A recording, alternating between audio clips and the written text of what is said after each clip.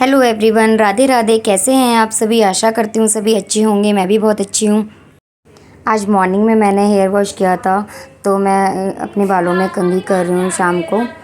तो वैसे तो मुझे ना कॉम्ब करना बहुत बेकार लगता है, मेरे को बहुत आलस आता है कॉम्ब करने में, बट क्या करूँ, हेड वॉश किया तो कॉम्ब तो करना ही पड़ेगा। मैं मोस्टली इसीलिए ना दीदी के पास जाके दीदी से ही करवाती हूँ ड्रायर और कॉम्ब। वैसे तो ड्रायर ज़्यादा हमें यूज़ करना नहीं चाहिए।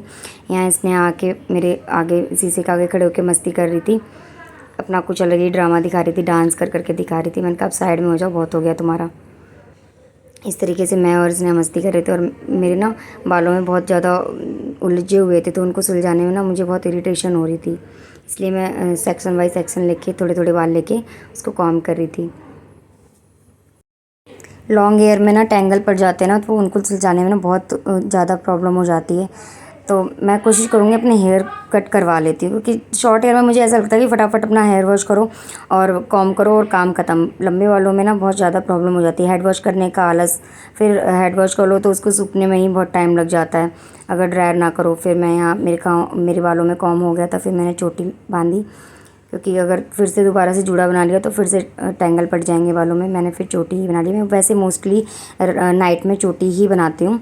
उसके बाद मैं इसने ऐसे कह रही थी मैं फटाफट चोटी बना लेती हूँ, फिर हम चलते हैं केक लेने। कुछ टाइम से ना गाइस मेरे हेयर फॉल बहुत ज़्यादा हो रहा था, तो मैं देखूँगी, मैं भी ना ऑयल बनाऊँगी जो मैं हमेशा यूज़ करती हूँ।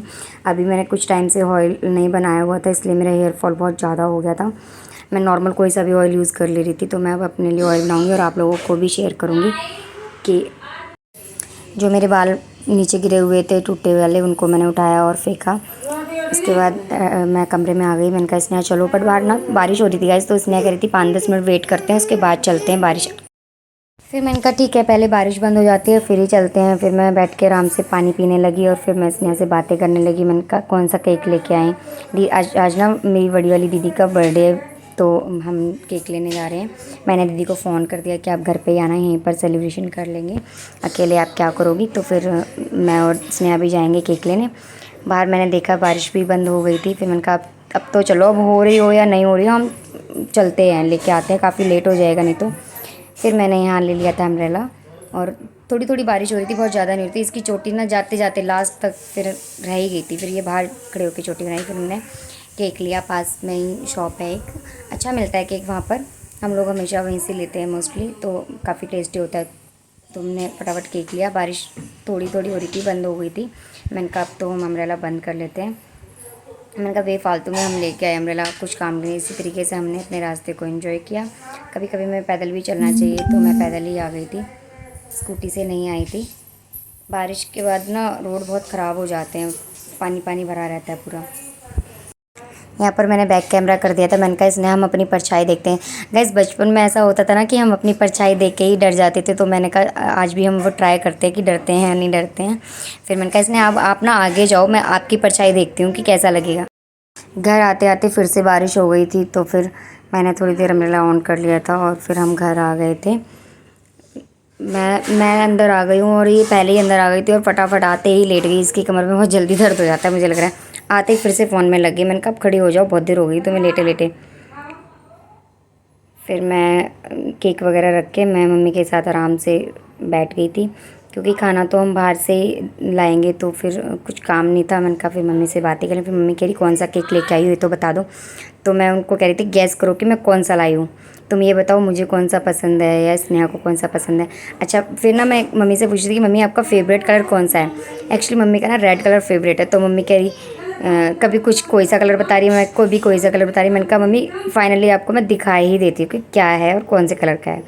तो गाइस मैं रेड कलर का वेलवेट वाला लाई थी, तो मम्मी से भाई इसीलिए मैं उनसे कलर पूछी थी कि आपका कलर कौन सा फेवरेट है, पर मम्मी ने कोई कुछ गैस ही नहीं कर पाया। मैंने कहा फिर तो दिखाई देती हूँ। फिर दिखाने के साथ साथ मैंने कहा नाम भी लिख देते हैं दीदी का, तो हमारा काम थोड़ा सा ख़त्म हो जाएगा। फिर मैंने दीदी का नाम लिखा इस केक पे। फिर मैं और इसने कुछ बात कर रहे थे।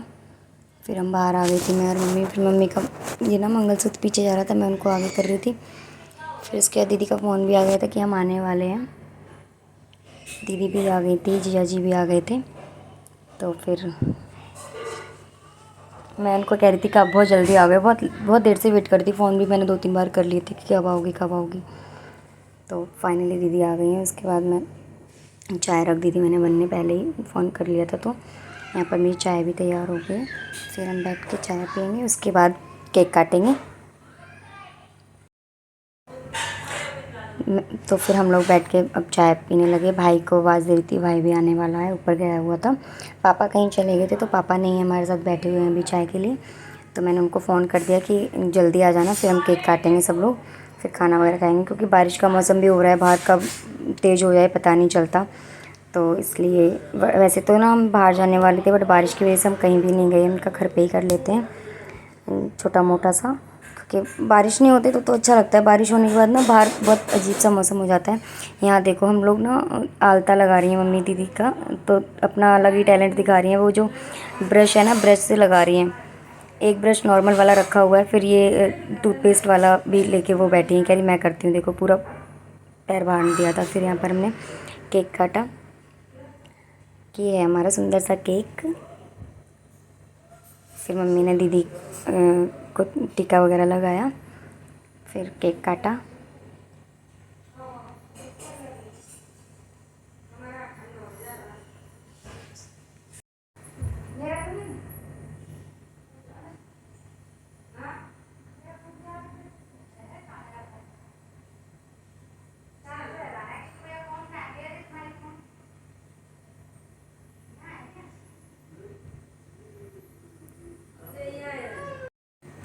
ऐसे हम सभी ने सेलिब्रेशन किया, छोटा सा घर में केक वगैरह काटा, एक दूसरे को खिलाया। और केक काफ़ी यम्मी था, बहुत टेस्टी था केक। वैसे मुझे चॉकलेट केक पसंद है, बट ये अच्छा लग रहा था, दीदी को भी पसंद है। वैसे दीदी ज़्यादा खाती नहीं है केक, बट ये वाला थोड़ा सा खा लेंगी, तो मैं यही लेके आई थी।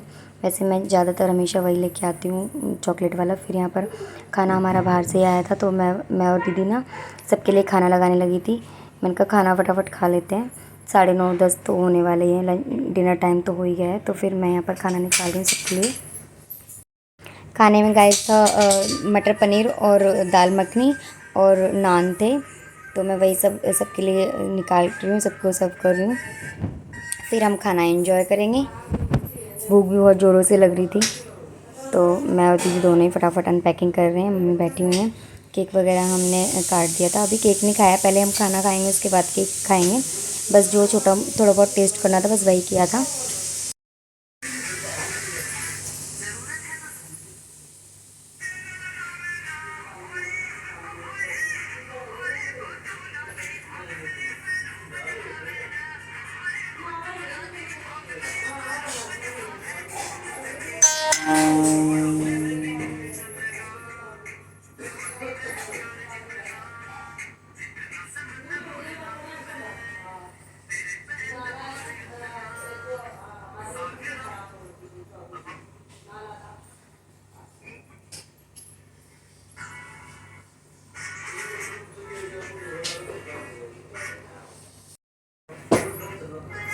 यहाँ पे सबके लिए खाना लग गया था, फिर हम सब बैठ के अपना खाना एंजॉय करेंगे।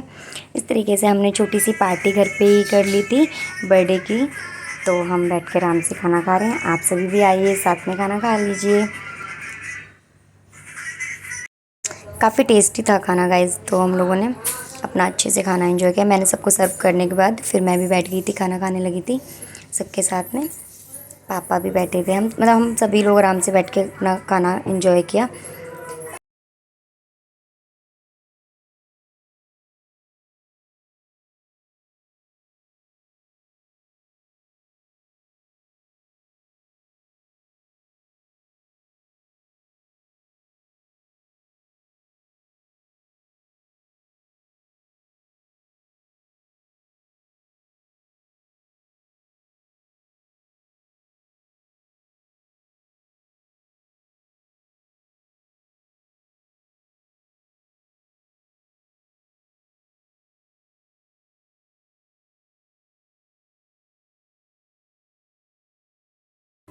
बीच बीच में मैं सबको सर्व भी कर रही थी। फिर इसके बाद मम्मी ने खा लिया था खाना, तो मम्मी ने कहा मैं सर्व कर दूँगी, तुम अब आराम से बैठ के खा लो, जिसको जो लेना होगा मैं दे दूँगी।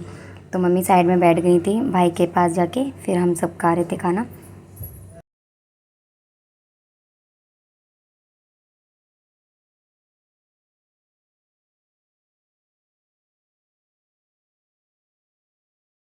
हम सभी ने खाना खा लिया था।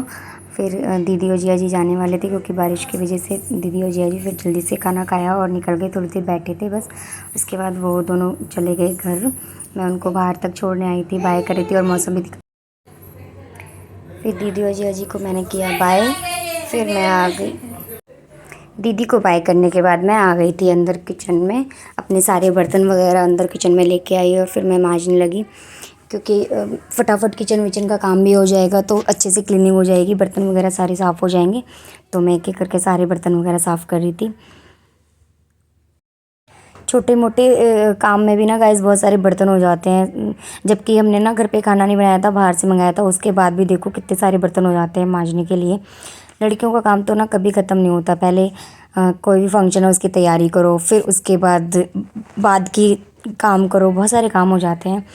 तो बस मैंने एक एक करके सारे बर्तन साफ़ कर लिए थे। मेरी किचन भी क्लीन हो गई थी। उसके बाद मैं आराम से सो सकती हूँ बिना टेंशन के। रात को अगर हमारी किचन साफ़ होती है तो हमें खुद को अच्छा लगता है, और ना हमें हमेशा किचन साफ़ करके रात को ना क्लीन करके ही रखना चाहिए। तो मैंने पहले वो जो बर्तन थे वो धोए, फिर उसके बाद मैंने स्टील के सारे बर्तन धोए, वो बाद में एंड में धोए थे। तो मैं अभी कढ़ाई वगैरह है जो वो साफ़ कर लूँगी। तो आज के ब्लॉग को यहीं पर करते हैं। अगर मेरे ब्लॉग्स आपको अच्छे लगते हैं तो प्लीज़ मेरे चैनल को सब्सक्राइब करें, लाइक करें, शेयर करें।